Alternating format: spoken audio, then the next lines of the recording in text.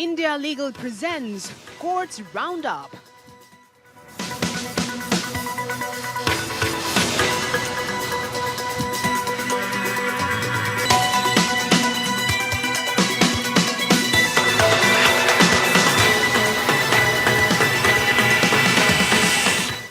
Doctor ortho Ayurvedic oil and capsule, अब दर्द भी घुटने टेकेगा।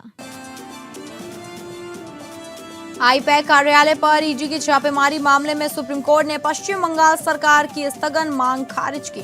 कानूनी सुरक्षा के अधीन ईडी जांच को जारी रहेगी। अधिकारियों को कानूनन जांच प्रक्रियाओं में बाधा न डालने का निर्देश। एनसीएलटी ने जयप्रकाश एसोसिएट्स के लिए जाने की समाधान योजना को दी मंजूरी। वेदांता की चुनौती को एनसीएलटी ने खारिज किया। एनसीएलटी में वेदांता अपील कर सकती है। सुप्रीम कोर्ट ने एनजीटी के अवैध मंदिर हटाने के आदेश को रद्द किया। कहा, एनजीटी का अधिकार क्षेत्र पर्यावरणीय मुद्दों तक सीमित। नगरपालिका कानून उल्लंघन एनजीटी के दायरे से बाहर।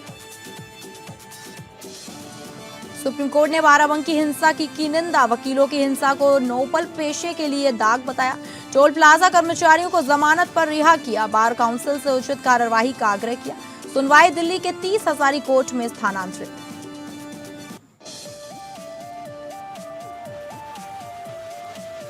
नमस्कार, आप सभी का स्वागत है कोर्ट्स राउंडअप में और मैं हूं आपके साथ अंकिता सिंह। अगले आधे घंटे हम सुप्रीम कोर्ट, हाई कोर्ट और तमाम निचली अदालतों की खबरों को आपके सामने रखेंगे। तो शुरू करते हैं courts roundup. India Legal presents Courts Roundup.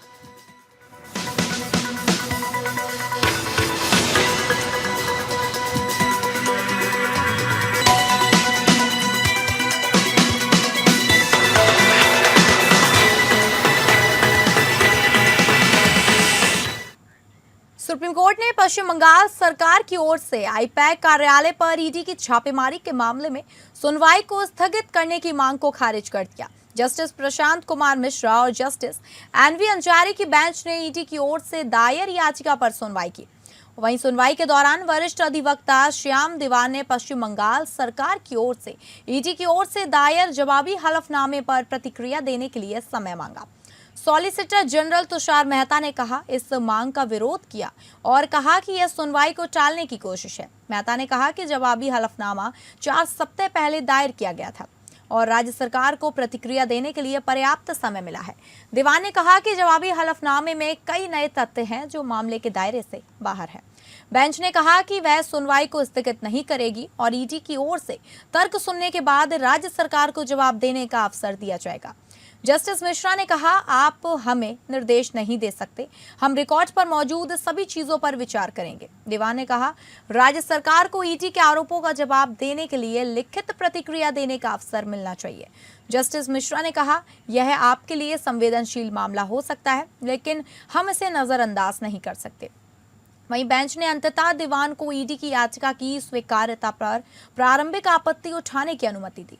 अंतरिम आदेश में कोर्ट ने कहा, जिसमें पहला है कानूनी सुरक्षा के अधीन ईडी जांच को जारी रखने की अनुमति दी। दूसरा है राज्य के अधिकारियों को कानूनन जांच प्रक्रियाओं में बाधा न डालने का निर्देश दिया गया। तीसरा, कोर्ट ने मामले की विचाराधीन रखा जिससे अनुपालन और विकास के आधार पर आगे निर्देश दिया जा सके। चौथा है प्रक्रिया उल्लंघन होने पर प्रभावित पक्षों को उपाय तलाशने की स्वतंत्रता दी गई है। मामले पर ज्यादा जानकारी देगी इंडिया लीगल रिसर्चर करिश्मा ढींगरा। क्या जानकारी आपके पास? नमस्कार, मैं करिश्मा ढींगरा और आज सुप्रीम कोर्ट में ईडी वर्सेस वेस्ट बंगाल और ममता बनर्जी केस में बहुत ही स्ट्रॉन्ग डेवलपमेंट्स देखने को मिले। आज 18 मार्च 2026 को सुप्रीम कोर्ट ने वेस्ट बंगाल की गवर्नमेंट को क्लियर वार्निंग दी और कहा, you can not dictate when the court should hear a matter. ये रिमार्क तब आया जब बंगाल गवर्नमेंट ने ईडी के लॉयर्स ने आर्ग्यू किया कि नए एलिगेशंस रेज किए हैं, इससे डिटेल रिस्पांस के लिए टाइम चाहिए, लेकिन कोर्ट ने इस अप्रोच को एक्सेप्ट ही नहीं किया। एंड दूसरी तरफ ईडी ने एक बहुत ही सीरियस एलिगेशंस लगाए हैं चीफ मिनिस्टर ममता बनर्जी पर। ईडी के अकॉर्डिंग जनवरी 8 को आईपीएसी ऑफिसर्स पर रेड हुई थी एंड उस दौरान ममता बनर्जी एलिजिडली अपनी Z+ सिक्योरिटी के साथ वहां पहुंच गई थी और इन्वेस्टिगेशन में इंटरफेयर किया। ईडी ने ये तक कहा कि उन्होंने वहां से मटेरियल भी रिट्रीव किया है, जिसे एजेंसी ने ग्रॉस अब्यूज ऑफ पावर बताया। इस पर सुप्रीम कोर्ट ने भी बहुत ही स्ट्रॉन्ग ऑब्जर्वेशन दिया है। कोर्ट ने कहा अगर चीफ मिनिस्टर खुद इन्वेस्टिगेशन साइट पर एंटर कर इंटरफेयर करें तो यह एक सीरियस एंड अनयूजुअल सिचुएशन है और ऐसे केस में कोर्ट का इंटरवीन करना जरूरी हो जाता है। बेंच ने यह भी कहा अगर ऐसे एक्शंस को अनचेक छोड़ा गया तो कल कोई और चीफ मिनिस्टर भी किसी इन्वेस्टिगेशन में एंटर कर सकता है। फिर अकाउंटेबिलिटी कौन इंश्योर करेगा? एंड सबसे इंपॉर्टेंट बात, कोर्ट ने डिले करने से मना कर दिया और क्लियर सिग्नल दिया कि मैटर अर्जेंटली डील किया जाएगा। तो सिंपल टर्म्स में सुप्रीम कोर्ट ने एक तरफ गवर्नमेंट को डिले टैक्टिक्स के लिए पुल अप किया एंड दूसरी तरफ सीएम लेवल इंटरफेरेंस के लिए एलिगेशंस को काफी ज्यादा सीरियसली लिया। ये केस अब और ज्यादा सीरियस हो चुका है और आने वाले दिनों में सुप्रीम कोर्ट इस पर बहुत ही स्ट्रॉन्ग डायरेक्शंस दे सकते हैं। मैं हूं करिश्मा ढींगरा और ऐसे ही क्लियर और शार्प लीगल अपडेट्स के लिए इंडिया लीगल से जुड़े रहिए। ठीक है, बहुत बहुत धन्यवाद आपका जानकारी देने के लिए। सुप्रीम कोर्ट ने दिव्यांगजनों के अधिकारों पर महत्वपूर्ण फैसला देते हुए कहा कि दिव्यांगजन अधिकार अधिनियम 2016 केवल न्यूनतम पात्र का फ्लोर तय करता है, लेकिन राज्य को यह अधिकार नहीं देता कि वह अधिक दिव्यांगता वाले व्यक्तियों को बाहर करने के लिए कोई ऊपरी सीमा सीलिंग तय करे। जस्टिस विक्रम नाथ और जस्टिस संदीप मेहता की खंडपीठ ने हिमाचल प्रदेश सरकार को निर्देश दिया कि 90% दिव्यांग वकील को सहायता जिला अटॉर्नी यानी एडीए के पद पर नियुक्त किया जाए। यह मामला उस भर्ती प्रक्रिया से जुड़ा है जिसमें दिव्यांग उम्मीदवारों के लिए पात्रता 40% से 60% तक सीमित कर दी। याचिकाकर्ता जो 90% दिव्यांग है ने परीक्षा पास कर टॉप किया, लेकिन केवल अधिक दिव्यांगता के आधार पर उनकी नियुक्ति रोक दी गई। सुप्रीम कोर्ट ने कहा कि कानून में केवल 40% दिव्यांगता की न्यूनतम सीमा तय है, जिससे व्यक्ति बेंचमार्क दिव्यांग माना जाता है। इससे अधिक दिव्यांगता के आधार पर किसी को बाहर करना कानून के उद्देश्य के विपरीत है। कोर्ट ने स्पष्ट किया कि पात्रता का निर्धारण केवल दिव्यांगता के प्रतिशत से नहीं, बल्कि व्यक्ति की कार्यक्षमता और उचित समायोजन के आधार पर होना चाहिए। कोर्ट ने कहा 60% की अधिकतम सीमा तय कर राज्य ने कानून की परिभाषा को ही बदल दिया, जो कि पूरी तरह मनमाना है। अदालत ने यह भी माना कि एडीए का कार्य मुख्यतः कानूनी सलाह और न्यायालय में पेशी से जुड़ा है, जिसमें बौद्धिक शिक्षा क्षमता अधिक महत्वपूर्ण है। याचिकाकर्ता कई वर्षों से सफलतापूर्वक वकालत कर रहे हैं, जिससे उनकी योग्यता स्पष्ट होती है। सुप्रीम कोर्ट ने राज्य की कार्यवाही को संविधान के अनुच्छेद 14 और 16 का उल्लंघन बताया और कहा कि यह समान अवसर के सिद्धांत के खिलाफ है। अदालत ने राज्य को 2 सप्ताह के भीतर नियुक्ति पत्र जारी करने का निर्देश दिया और कहा कि नियुक्ति 19 सितंबर 2019 से प्रभावी मानी जाएगी। साथ ही याचिकाकर्ता को न्याय में हुई देरी को देखते हुए राज्य पर 5 लाख रुपए का जुर्माना भी लगाया गया, जो 4 सप्ताह के भीतर अदा करना होगा।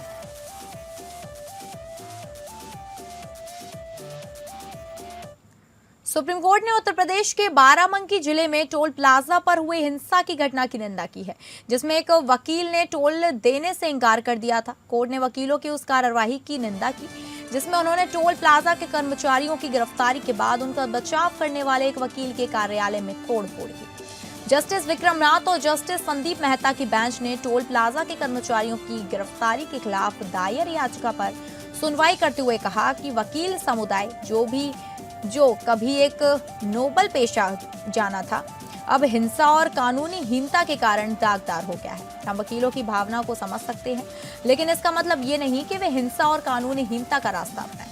कोर्ट ने बार काउंसिल ऑफ इंडिया से इसमें मामले में उचित कार्यवाही करने का आग्रह किया।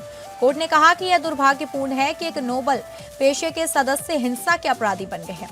टोल प्लाजा के कर्मचारियों को जनवरी 2026 में हुई झड़प के बाद गिरफ्तार किया गया था और उन्हें विभिन्न धाराओं में मुकदमा चलाया जा रहा था। जब एक वकील मनोज शुक्ला ने उनकी जमानत के लिए आवेदन दिया तो उनके कार्यालय में तोड़फोड़ कर दी गई और आग भी लगा दी गई। कोर्ट ने कहा कि यह घटना दिखाती है कि वकील समुदाय ने हिंसा का रास्ता अपनाया। कोर्ट ने बार काउंसिल ऑफ इंडिया से इस मामले में उचित कार्यवाही करने का आग्रह किया है। कोर्ट ने टोल प्लाजा के कर्मचारियों को जमानत पर रिहा करने का आदेश दिया और कहा कि उनकी सुरक्षा के लिए उचित व्यवस्था की जाए। कोर्ट ने यह भी आदेश दिया कि इस मामले की आगे की सुनवाई दिल्ली के 30 हजारी कोर्ट में की जाएगी।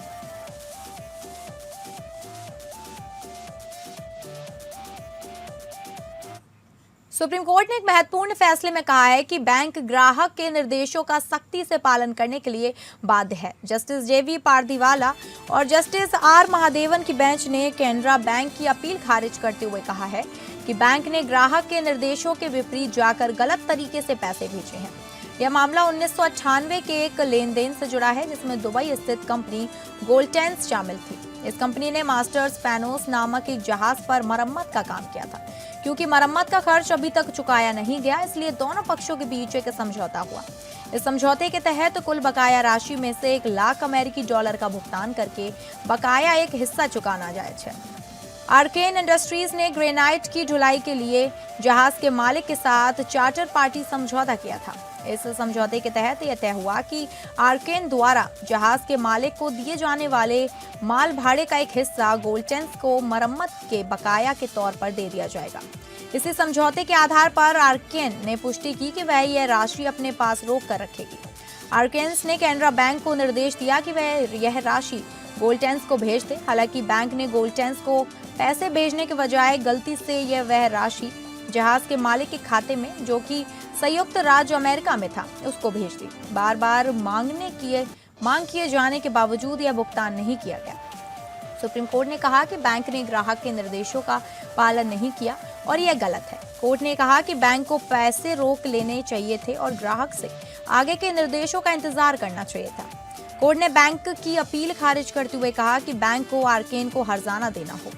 कोर्ट ने यह भी कहा कि आर्केन की कॉर्पोरेट गारंटी एक स्वतंत्र अनुबंध है और यह गारंटी की जरूरी तत्वों को पूरा करती है। कोर्ट ने माना कि आर्केन ने गारंटी के आधार पर ही काम किया था और अब वह अपनी देनदारी से इनकार नहीं कर सकता।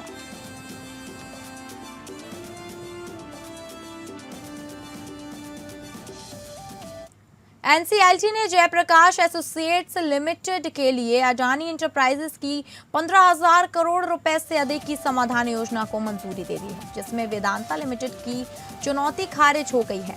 एनसीएलटी की इलाहाबाद बेंच ने फैसला दिया। एनसीएलटी की मंजूरी के बाद समाधान योजना बाध्यकारी हो जाती है और नियंत्रण अडानी इंटरप्राइजेस को स्थानांतरित हो जाता है, जिसमें ऋणदाताओं को भुगतान मॉनिटरिंग कमेटी द्वारा निर्धारित समय रेखा के अनुसार शुरू होता है। कंपनी तब समाधान प्रक्रिया को लागू करने और अंततः दिवालियापन से बाहर निकलने की ओर बढ़ती है। अडानी इंटरप्राइजेस ने स्टॉक एक्सचेंजों को सूचित किया कि सौदा कंपनी, इसके प्रमोटर्स या अन्य अडानी समूह की इकाइयों द्वारा सीधे या एक विशेष उद्देश्य वाहन के माध्यम से लागू किया जा सकता है। हालांकि वेदांता जैसी असंतुष्ट पार्टियां एनसीएलटी के आदेश को एनसीएलटी में चुनौती दे सकती है। यदि एपीलेट ट्रिब्यूनल याचिका को स्वीकार करता है और एनसीएलटी के आदेश पर रोक लगाता है तो योजना के कार्यान्वयन में देरी हो सकती है। वेदांता ने आरोप लगाया कि प्रक्रिया अनुचित और अपारदर्शी थी, जिसे वाणिज्यिक साजिश कहा गया है। अधिवक्ताओं के अनुसार एक स्वीकृत समाधान योजना को लाने का उद्देश्य बंद करना है, लेकिन यह सीमित कानूनी आधारों पर चुनौती के लिए खुला है। एनसीएलटी की मंजूरी के बाद जयप्रकाश एसोसिएट्स ने कहा कि सफल समाधान आवेदक के आकलन में लिक्विडेशन मूल्य सुरक्षित ऋणदाताओं के दावों को पूरी तरह से संतुष्ट करने के लिए भी अपर्याप्त है। इसलिए स्वीकृत समाधान योजना के तहत डिलिस्टिंग प्रक्रिया के हिस्से के रूप में कॉर्पोरेट डेप्टर के शेयर धारकों को कोई विचार नहीं दिया जा रहा है और मौजूदा शेयर धारकों के लिए निकास मूल्य इसलिए शून्य है। माधव चितकले पार्टनर चितले पार्टनर्स ने कहा कि इंसॉल्वेंसी एंड बैंकरप्सी कोड की धारा 61 के तहत अपीलें आमतौर पर कानूनी गैर अनुपालन, प्रक्रिया में सामग्री अनियमितता या समाधान आवेदक की अयोग्यता जैसे मुद्दों तक सीमित होती है। अदालतें आमतौर पर ऋणदाताओं की समिति के वाणिज्यिक निर्णयों में हस्तक्षेप नहीं करती है। जयप्रकाश एसोसिएट्स जैपी समूह की प्रमुख कंपनी है। वर्तमान में इसका बकाया लगभग 55,000 करोड़ रुपए है, जिसमें नेशनल एसेट रिकंस्ट्रक्शन कंपनी सबसे बड़ा ऋणदाता है। यह योजना जल के अधिग्रहण के लिए अडानी इंटरप्राइजेस के लिए औपचारिकता है और लंबे समय से चल रहे दिवालियापन मामले को बंद करने के करीब ले जाती है। अडानी की समाधान योजना नवंबर में प्रस्तुत की गई, जो वित्तीय ऋणदाताओं से लगभग 93 वोट मिले। जो इंसॉल्वेंसी एंड बैंक्रप्सी कोड के तहत आवश्यक 66% से अधिक है। समर्थन का नेतृत्व national asset reconstruction company limited ने किया, जिसके पास बैंकों से ऋण प्राप्त करने के बाद 85.43% मतदान शक्ति है। Asset care and reconstruction enterprises yes bank के संपर्क का प्रतिनिधित्व करते हुए योजना के खिलाफ मतदान किया।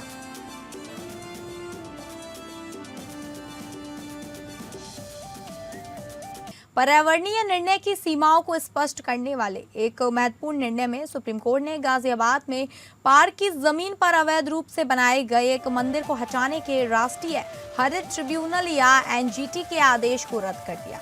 अदालत ने कहा कि ऐसे विवाद एनजीटी के अधिकार क्षेत्र से बाहर हैं। इस निर्णय ने पर्यावरणीय मुद्दों और नगर पालिका कानून उल्लंघनों के बीच एक स्पष्ट रेखा खींची है, जो यह दोहराता है कि अनाधिकृत निर्माणों से निपटने का काम स्थानीय अधिकारियों का है, न कि एनजीटी का।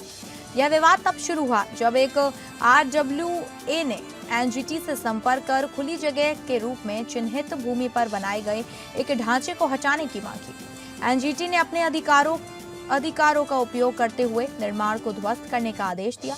इस आदेश को सुप्रीम कोर्ट में चुनौती दी गई, जहां अपीलकर्ताओं ने तर्क दिया कि यह मुद्दा पूरी तरह से नगरपालिका और शहर नियोजन उल्लंघनों से संबंधित है, जिसमें कोई पर्यावरणीय प्रश्न शामिल नहीं है। चुनौती का केंद्र ये था कि क्या एनजीटी उन अतिक्रमण मामलों में हस्तक्षेप कर सकता है जो पर्यावरणीय कानूनों से जुड़े नहीं हैं। अदालत ने एनजीटी अधिनियम की धारा 14 के दायरे की जांच की और जोर दिया कि ट्रिब्यूनल का अधिकार क्षेत्र विशिष्ट कानूनों के तहत पर्यावरणीय प्रश्नों से जुड़े मामलों तक सीमित है। अदालत ने देखा कि ट्रिब्यूनल को अधिकार क्षेत्र का उपयोग करने के लिए आवश्यक शर्तें पूरी नहीं हुई थी, क्योंकि विवाद नगरपालिका कानूनों के उल्लंघन से संबंधित था, न कि पर्यावरणीय कानूनों से। एनजीटी ने अपनी आधिकारिकता से अधिक कदम उठाया और ये कहते हुए अदालत ने विवादित आदेश को अधिकार क्षेत्र के बिना घोषित किया और इसे रद्द भी कर दिया, जबकि आरडब्ल्यूए को उचित प्राधिकरण से संपर्क करने की स्वतंत्रता दी। अदालत ने यह भी स्पष्ट किया कि एनजीटी का अधिकार क्षेत्र केवल पर्यावरणीय मुद्दों तक सीमित है, न कि नगरपालिका कानूनों के उल्लंघन से संबंधित मामलों में।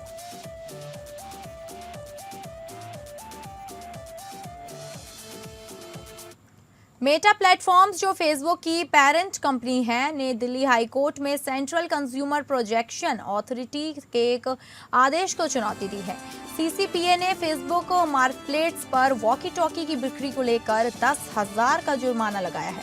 मेटा का तर्क है कि सीसीपीए ने फेसबुक मार्केट प्लेस को गलत तरीके से ई कॉमर्स एंटिटी के रूप में वर्गीकृत किया, जो उनके संचालन के लिए लंबे समय तक नुकसानदायक हो सकता है। मेटा के सीनियर वकील मुकुल रोहतगी ने कोर्ट में तर्क दिया कि फेसबुक मार्केट प्लेस एक नोटिस बोर्ड की तरह है, जहां यूजर्स अपनी चीजें बेचते हैं, न कि एक e commerce platform.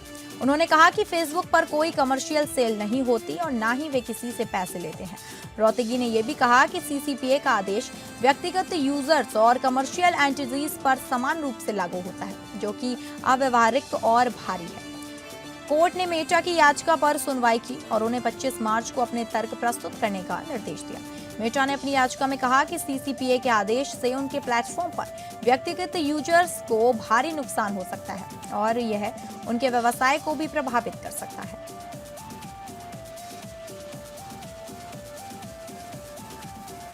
Delhi high court ने बीना मोदी के खिलाफ चल रहे ट्रायल पर रोक लगा दी है, जिसमें उन पर समीर मोदी के खिलाफ मारपीट का आरोप है। न्यायाधीश सौरभ बनर्जी ने बीना मोदी और वरिष्ठ वकील ललित भासिन की याचिका पर सुनवाई करते हुए आदेश दिया। बीना मोदी ने ट्रायल कोर्ट के उस आदेश को चुनौती दी थी, जिसमें उन्हें और उनके सुरक्षा अधिकारी सुरेंद्र प्रसाद को समीर मोदी के साथ मारपीट के मामले में समन जारी किया गया था।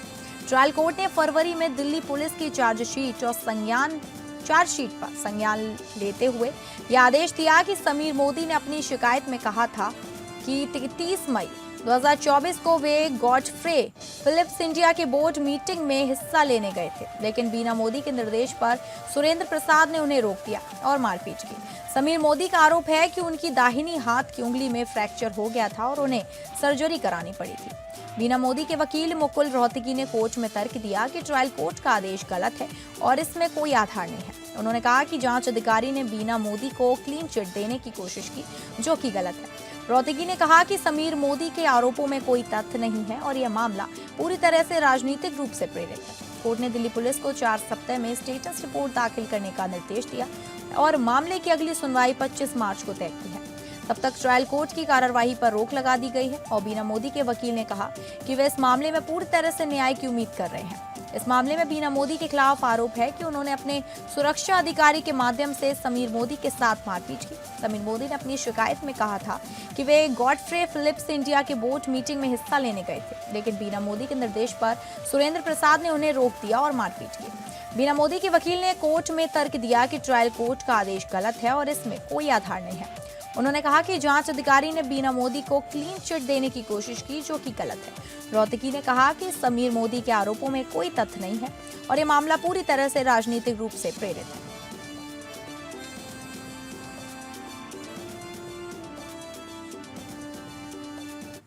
आइए अब इंडिया लीगल वेब रिपोर्टर से समझे कि हानि की कमी क्या होती है और सिविल केसों में इसका उपयोग कैसे होता है।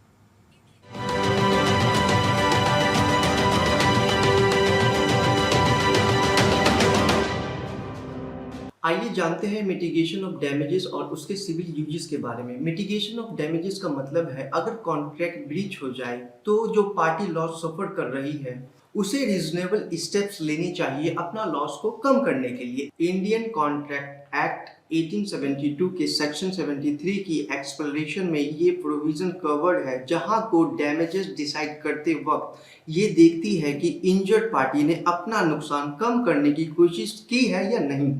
सिविल केसेस में उसका काफी प्रैक्टिकल यूज है। कोर्ट सिर्फ वही कंपनसेशन देती है जो अनवॉइडेबल हो।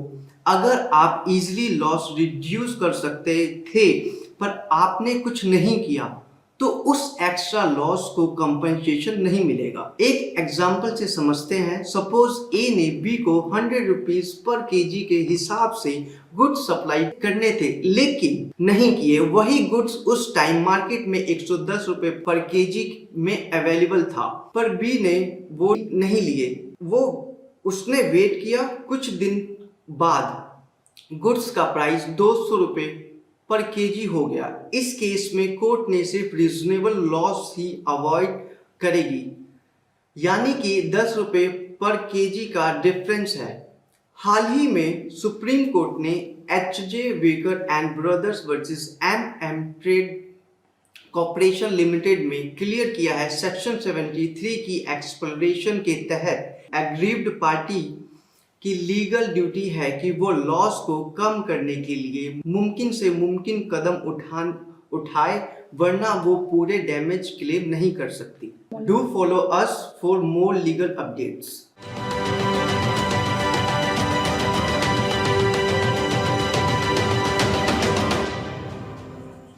तो फिलहाल कोर्ट्स राउंडअप में बस इतना ही। नमस्कार।